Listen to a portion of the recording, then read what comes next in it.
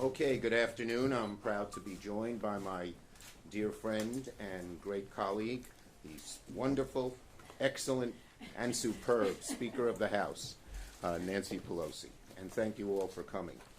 Now, if President Trump's State of the Union was a manifesto of mistruths, as Speaker Pelosi so aptly put it, President Trump's latest budget proposal is a blueprint for destroying America. One word, 9 letters, sums up the president's budget. HYP, OCRISY, hypocrisy. In his State of the Union address, President Trump talked at length about health care, claiming amazingly at one point he will fight to protect patients with pre-existing conditions. We know the president just lies about protecting health care, and his budget is proof. In the State of the Union, if the State of the Union is what he says, the budget is what he does, and the two are from different planets. I like to say the budget is the truth serum, and now the American people can clearly see that he is a fraud who is not fighting for them. Under Donald Trump, the average American is struggling to keep up, and his budget would make life harder for them. President Trump likes to talk about the forgotten man and woman. Well, in this budget, he's forgotten about the very people he promised to help in his State of the Union last week. So let me go over a few of the areas. On health care, the president said he'd never cut Medicare and Medicaid. He slashes both. $1 trillion in cuts to Medicaid in the Affordable Care Act. Hundreds of billions of cuts in Medicare. And the president even proposes a $35 million cut to CDC's Infectious Disease Rapid Response Reserve Fund. This is the fund currently being used to respond to the coronavirus outbreak.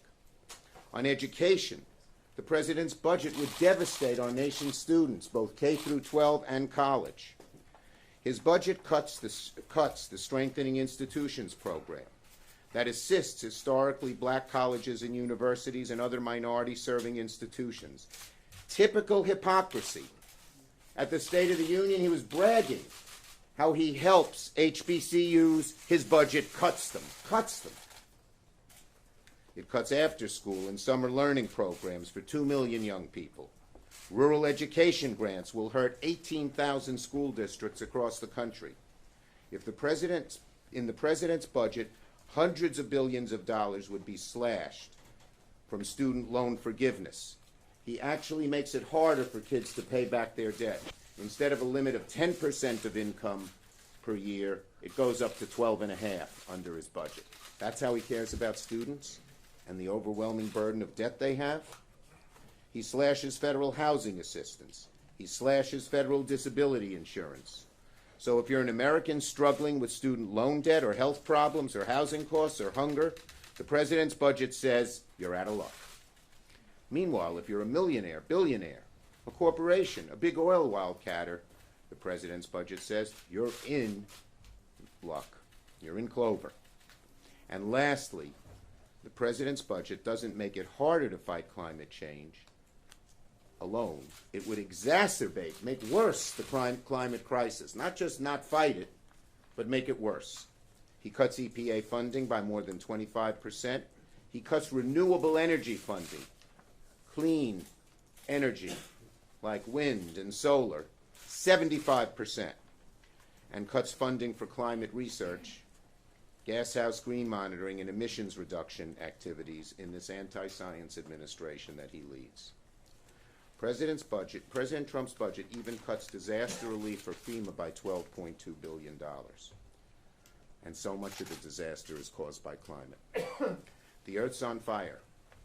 Antarctica had a 64-degree record temperature this week. And what is the president's response? He douses the fire with lighter fluid, weakened pollution regulations, and then proposes cutting the fire department.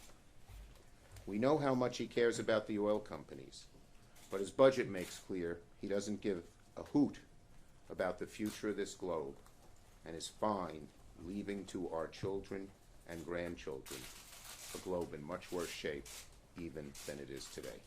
Speaker Pelosi. Thank you very much, Leader Schumer, for your leadership in fighting this budget. The budget, our federal budget, should be a statement of our national values. What is important to us as a nation should be reflected in how we allocate our resources. The budget, in terms of our legislative work, is the heart of the matter. It's where it all begins. And this is a heartless budget. It's a heartless budget in some of the ways that the distinguished leader spelled out, and I think it does bear repetition to say what he is doing. Slashing $500 billion from Medicare. After he stood in front of the House and said, I'm protecting Medicare and Social Security, $500 billion out of Medicare. And from Medicaid, $900 billion. So if you're sitting at home at your kitchen table and you're a senior, or if there's a senior in your family on Medicare, you're getting cut. And if there is long-term care in your family's budget, you are getting cut. Two-thirds of long-term care is paid for by Medicaid. This is a middle-class benefit. Those cuts endanger the health of seniors and long-term care needs and for them and their families. And these Medicaid cuts also hurt rural hospitals, people seeking opioid addiction treatment, veterans and their families. More than 1 million veterans are on Medicaid. So $900 billion cut from Medicaid. At the same time, the president is in court fighting to overturn the Affordable Care Act, which has, as you mentioned, the pre-existing condition benefit, so important to all of those families. But in this budget, what could possibly be his motivation to cut all that money from the CDC that you mentioned at the time of the coronavirus and the threat that is, cutting money from CDC, the Center for Disease Control, using the full title, the prevention element of the good health of the American people. What could he be thinking? Maybe I'm using that term loosely. The president said he would fight for farmers. We all want to fight for farmers. But at a time when farmers are declaring bankruptcy at record rates, the president in this budget wants to slash the safety net by nearly $60 billion and ransack the U.S. Department of Agriculture. His budget also takes food off the table of hungry families of both rural and urban communities by cutting more than $180 billion from the SNAP program. SNAP program, some farmers, when I visit farmers in the Midwest, they say, we are farmers and we are on food stamps. It's such a sad thing. Their economies depend. That's when Senator Dole and Senator McGovern even began all of this, was to help people have food security, but also to help farmers have their economic security as well.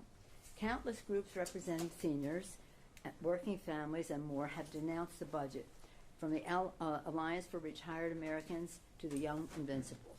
The young lobbyists, you've probably seen them. We've had 10,000 events to fight the repeal of the Affordable Care Act, at which the young, they weren't at all of them, but they were significant at those meetings. The young little lobbyists, some of them born with a pre-existing condition, many of them on Medicaid.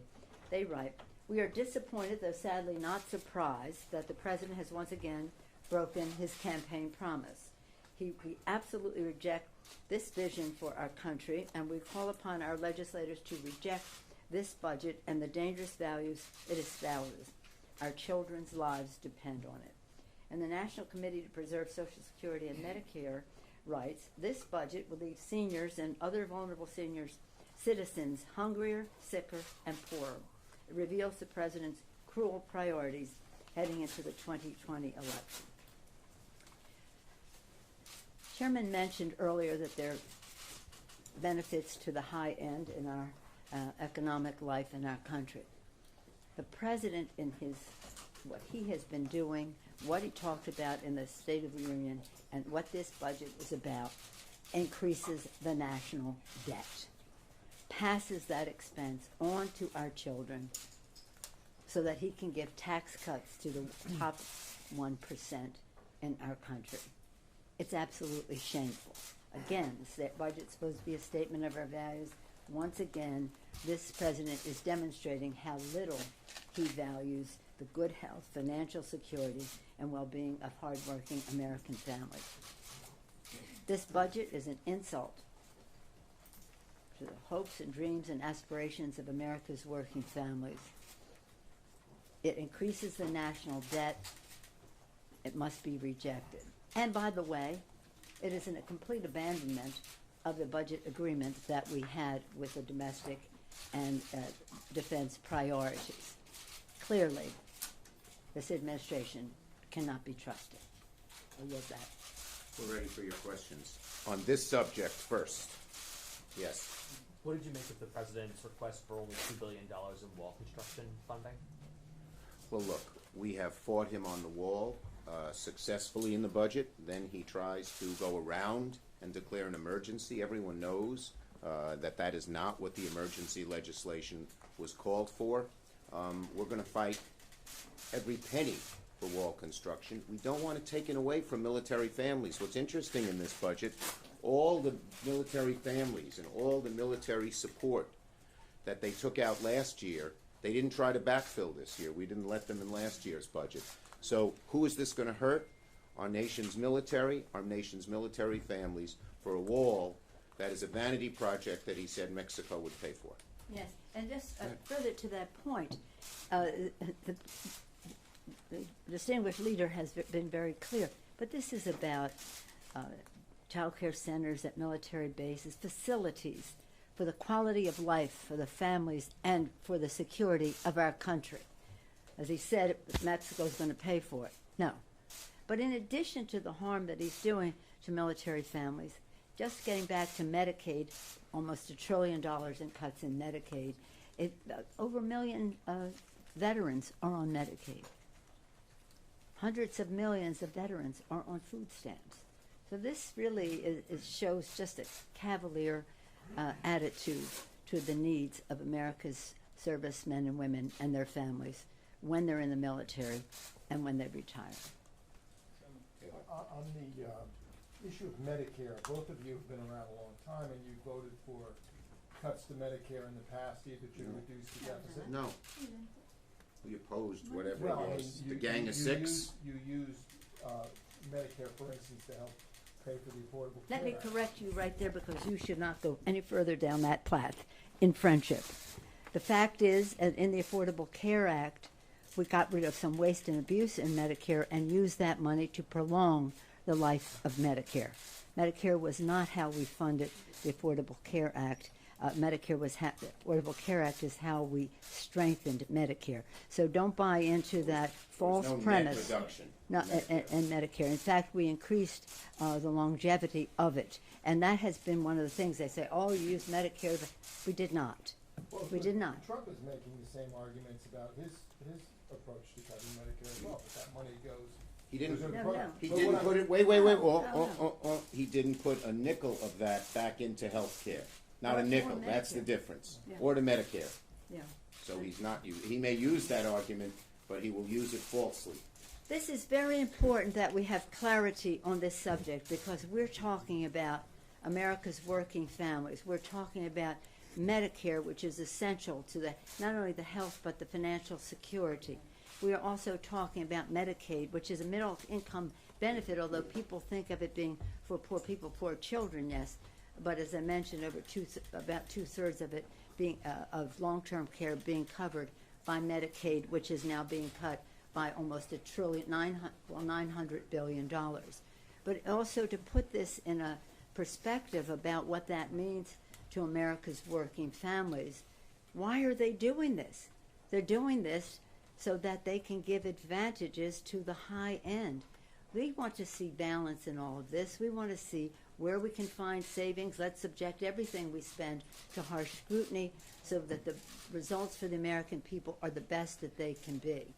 But don't get in front of an audience and say, I'm here to protect Medicare, Social Security, and people, and we say Medicaid too, and then put a budget like this forward and then try to say we did something on the health care bill, which we did not. Go ahead, Chad. This subject. So Chairman Yarmouth says he doesn't intend to move a budget resolution issue because we have the two-year. Two-year budget. Senator Enzi said, he's not going to have a hearing on this. That said, and I understand. I don't blame him.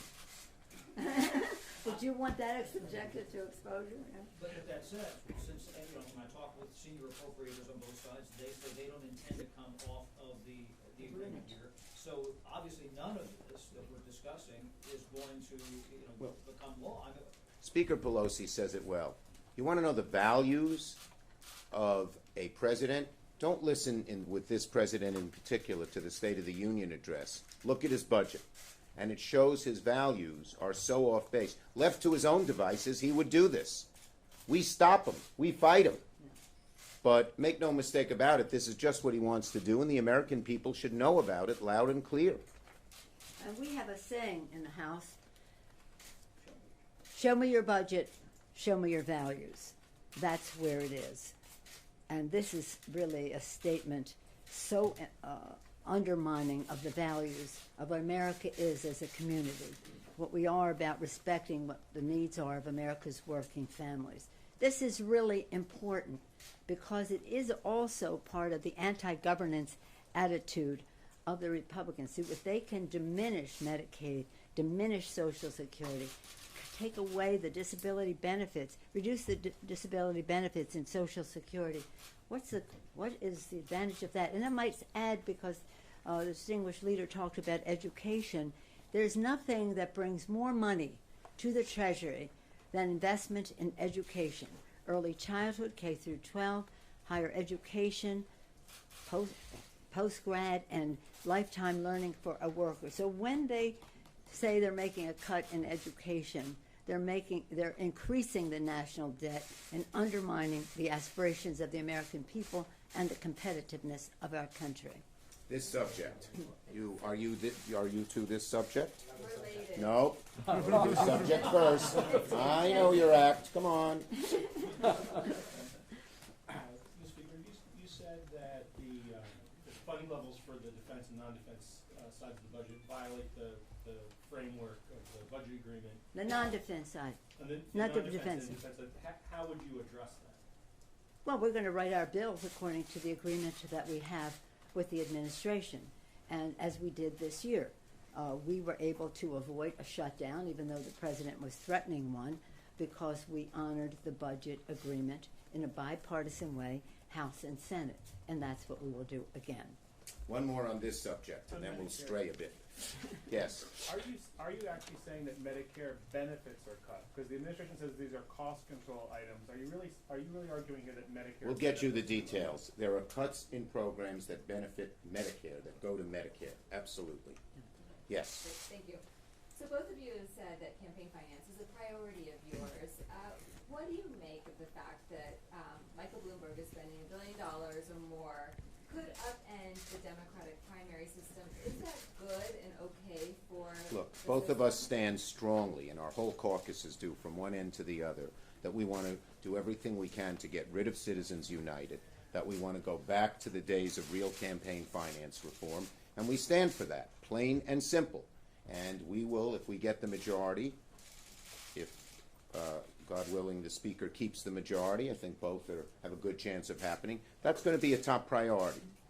It is a top priority for us now. We passed H.R. 1, and H.R. 1, we did three things when we ran in 2018. For the people, we said we were going to lower the cost of health care for America's families by lowering the cost of prescription drugs as we protected the pre-existing condition benefit.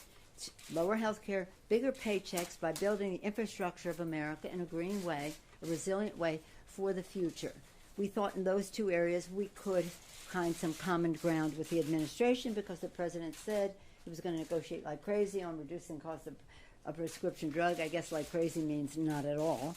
And hopefully we can still find a path on both of those, lowering cost of prescription drugs and building the infrastructure. And 3, cleaner government. I don't know that we have much hope with him in that regard. However, it was about lowering the influence of dark special interest money in elections, as well as giving opportunity for small donors to weigh in, that everybody thought that his or her voice counted as much as anyone else's. Was John Lewis's provisions in there to end voter suppression and the rest of that. We have 3 bills. You have 3 bills on the floor right now Right. in terms of election security, and that is the SHIELD Act, the SAFE Act, elements of H.R. 1. Why are the Republicans so afraid of stopping foreign interference in our elections? Why are the Republicans so afraid of protecting the integrity of our elections and protecting the? We did get money, over $400 million in the. It's not an omnibus, the minibus, or whatever, that we passed at the end of last year. McConnell's strenuous Over his objection, objections. because he is standing in the way of the election integrity that we need. As far as Michael Bloomberg is concerned, I think that his involvement in this campaign will be a positive one. And by the way, just one other point on that. H.R. 1, we have asked countless times for McConnell to let us bring it to the floor, He won't do it. He's against any campaign finance reform. He's for all this dark money flowing in. Dark. Yes. And if I just may on that Please, score, please. we also took out of H.R. 1 one important element, which was Voting Rights Act, and we've sent it over separately.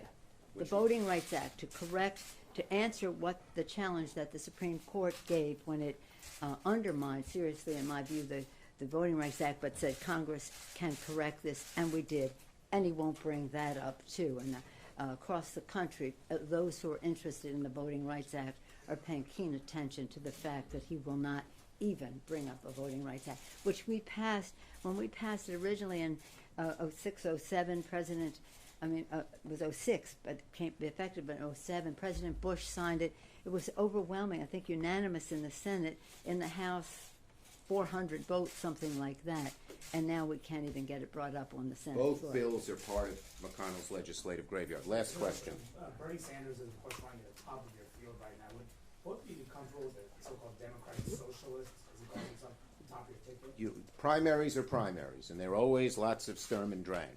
You will see in a few months, Democrats will be strongly united together, and we will be focused like a laser on beating Donald Trump. The enthusiasm that you last saw in 2008 to elect Barack Obama, you will see among Democrats this summer and fall to get Donald Trump out of office. And we in the House feel that we set a model for how to win elections by winning in the most gerrymandered, voter-suppressed political arena you could ever put together, net gain of 40 seats. So we think we are an engine that can help us win that election, whoever our nominee is. Thank you. Thank you.